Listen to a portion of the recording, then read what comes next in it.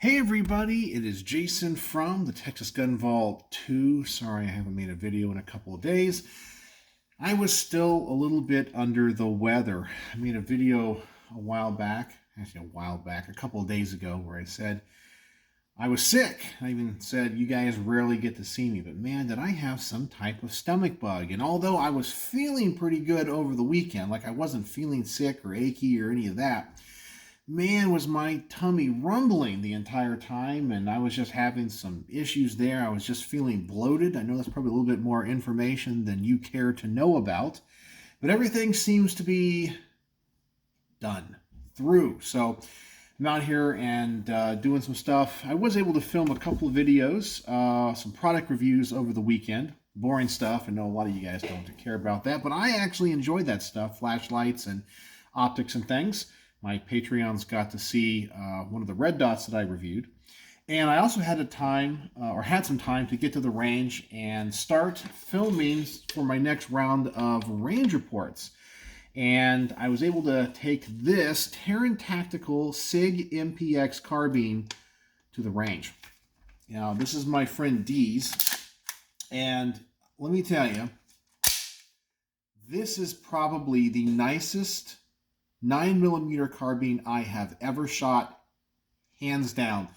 Now, it's not as cool as I think some of the SBRs that I have, but for a 16-inch carbine, so a non-NFA item that you can shoulder, this thing's amazing. It is so much fun to shoot, and it is so accurate. It is crazy.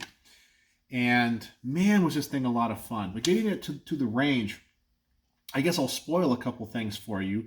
There were a few things that I did not like, and one of those is this kind of grippy surface here on the front of the handguard. Yeah, I'm not really a big fan of that. It's like skateboard tape, and honestly, it's a little bit too much, in my personal opinion. A little bit too aggressive, and I kind of feel like on this really nice carbon fiber handguard, which is super light, if you want that type of surface and you're going to run and gun this in a competition, why don't you just wear gloves to get that grippiness? Don't have it on this, because when you're shooting with your bare hands, the only comfortable place to hold it is up here towards the mag well. But that's a small gripe. But for me, honestly, it might be a deal breaker. I mean, the rifle is amazing. It's so much fun and virtually has no recoil. I would say the SIG MPX is probably the second lightest recoiling 9mm out there after the MP5. There's just nothing that will ever beat the MP5's recoil.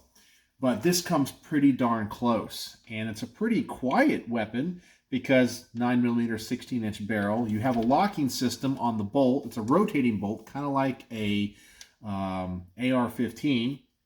With these Taran Tactical mags, you get 40 rounds in this thing. That's amazing. Mags are pretty easy to load, and man, this thing was just so much fun. As I said, I'll kind of spoil a few things. I have that grippy surface out here, not really a big fan of. I actually think this mag well is a little bit overkill. That thing is huge, and it doesn't really help the gun too much, because one of my complaints about the SIG MPXs, all of them, regardless of the model, are the magazines. Now, these magazines are a lot bigger than MP5 mags, and HK does a good job of maximizing space, but these are pretty big, and I don't know if it's the polymer or the metal reinforcements at the top, or the way the mag well is designed, or the dimensions of this. Many of these magazines do not just slide in the receiver quickly. They can get caught up, they can get a little bit stuck. It just kind of depends on the angle you put them in, and they just don't pop in there and drop out like you'd hope. And I guess it really kind of depends on the individual mag. See, there, if it's rotated see, I had some problems getting it in there. Rotate it just a little bit, and it just kind of falls out. Now, not quickly, it doesn't like shoot out like you would want to. And I've always had a problem. It's not just this gun. It's not Taran Tactical's problem. It's SIG's problem, in my opinion. And for me, that kind of slows the reloading process down. I'm not a really big fan of this stock in the back. One of the things I do like about the MPX and the way that I think SIG originally designed it is either you have the telescoping stock or you have that folding kind of wire stock. I kind of find those to be a little bit cooler. When you have something like this, that's like a big AR-15 with a buffer tube, and this stock is on here tight. There you go. That's another thing I don't like. It's almost like they have a commercial-sized buffer tube with a mil-spec stock. I know that's not the case. It's just too tight. But it works. And then it has this Hogue grip. Not a big fan of the Hogue grip. I know it sounds like I'm complaining a whole bunch about this thing, but man, do I shoot this gun well. And man, is it a lot of fun. So I really can't wait to do the full range report on this. I have a lot of positive things to say. I mean, it just shoots. It shoots like a dream. And this is one of the very few guns that I can take and stand a flat-face trigger in. It really works well. So, yeah, I want to talk to you about that. So I started doing the editing of the range footage tonight, and I will be hopefully filming the range report on this maybe tomorrow night, I guess. I just got to put the script together, and then my Patreons can see it, and I'll put it in the rotation. I also wanted to talk about something that I think some people are going to hate me for, but I want to get out in front of this and explain what I'm going to do. Some of you guys may or may not know, but I am occasionally contacted by companies to do like private videos. No, not like OnlyFans. No, it's like torture test videos of products. Like they'll send me a product and they ask me to, you know, run it on a gun or whatever, and they pay me for my time, but I don't make any video that goes public about it. And I'll have to fill out like these spreadsheets for them, like did I encounter any problems? Did it mount to the weapon correctly or whatever? And one of those companies that I do tests for once in a while is Olight. I know some of you guys either like Olight or hate Olight. I get it. But as I said, I do a lot of these videos for Olight, but they're private videos where they have a new product coming out or whatever. And they're like, hey, we need somebody to test this or people to test it and all that kind of stuff. And they pay me for the ammunition and my time. And then I just give them some honest feedback. And some of the products they've sent have been okay. Some of them have honestly sucked. And I've kind of said, yeah, this is not going to be a good product. Or some of them I think are really awesome. But they sent me a couple of items in the mail. These are not for testing. They've already done the testing on these. But I guess because they said, hey, you do so many flashlight reviews, we have 2 new things coming out. If you want to do a product review on them. So I don't think I'm really supposed to tell you exactly what they are, but one's going to be like a little keychain light thingy, and one is going to be something you mount to a pistol. And I'm going to review these, and I'll probably end up releasing them close to when that like embargo date is or whatever. But before you guys hate me and say, oh my God, you're a shill, they don't pay me for this one.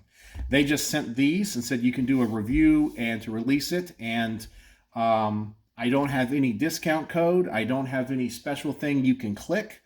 And I will tell people in the video, I got these for free, not getting paid any other way for this review.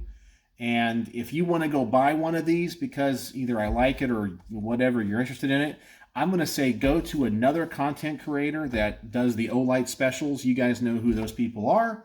They can be some really, really big channels. And you can use their coupon codes or their discount codes or whatever they have to buy the product. But you won't do anything from me or get anything from me like that because I want to be honest and upfront with everything. So I hope people won't hate me for doing that. But I agreed to take these on because I need just product reviews for the channel. So I'll be doing these as well. As I said, one's going to go on a pistol and one is like a keychain light. But I'll be up front with everybody on them. I have to say, I haven't opened the boxes, but just taking a look at the products, they're kind of cool, especially the keychain light. That's the one that actually interests me the most. Has some cool like markings on it and things. But I wish I could share it with you, but I'll try to get that out. I'd have to get those filmed before the little embargo date. But I don't want people seeing me do a review of them and think, oh, God, he's shilling for Olight, because that's not the case. As I said, I get absolutely nothing. The only thing I get is this to try out. And they know, because they've seen my other videos, that I'm honest. Like, I recently did that Red Dot site thing. I said, do not buy this site. It is a piece of junk. And trust me, if these are that, I will let you know. But anyway, what do you guys think? Is that shilling for Olight if I'm upfront and honest with people about not getting paid, not having a discount code, not having anything you can click, just reviewing the product and telling people I received the product for free? That's it. That's all I'm going to do. Is that still being a shill? But I gotta say, the Olight stuff has been okay. I mean, I use some of their lights for, like, you know, tactical lights and weapons mounted lights and things, and they just work. I mean, they're not surefires. They're close, but I think they're good. Out of all the Chinese companies that make lights, I think they're kind of the best. And I understand why some people hate their kind of marketing style. But anyway, that's what I got going on. But I'll get those out sometime.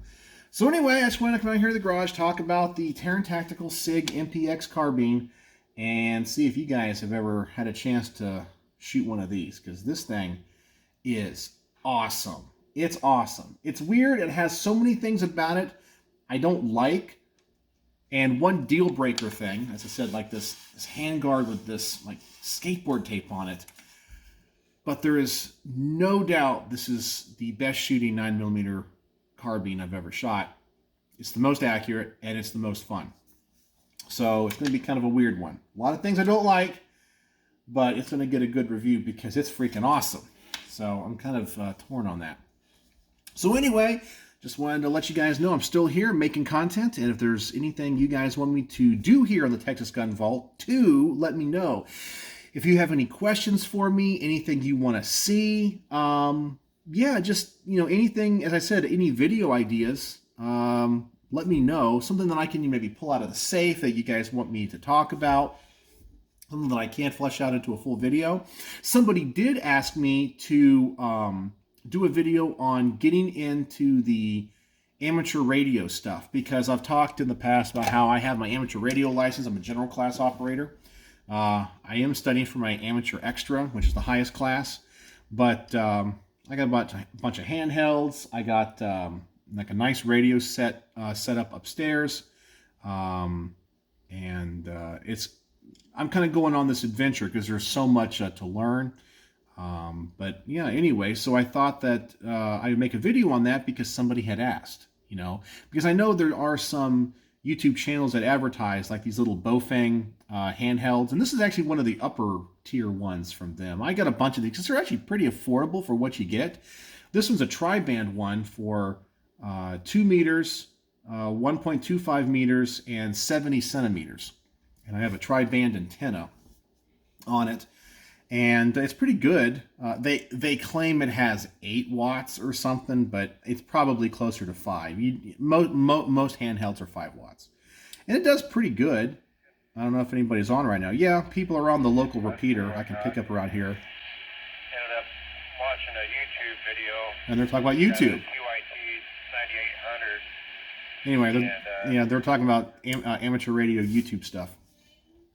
But anyway, yeah, so I'll do a video on that. But if there's anything else that you guys would like to see me talk about, let me know, because that's what the Texas Gun Vault 2 is all about. It's not always about what I want to talk about. So anyway, hope you guys are having a great week and had a great holiday and are back at whatever it is you do. So I hope all is well. So, as always, thanks for watching.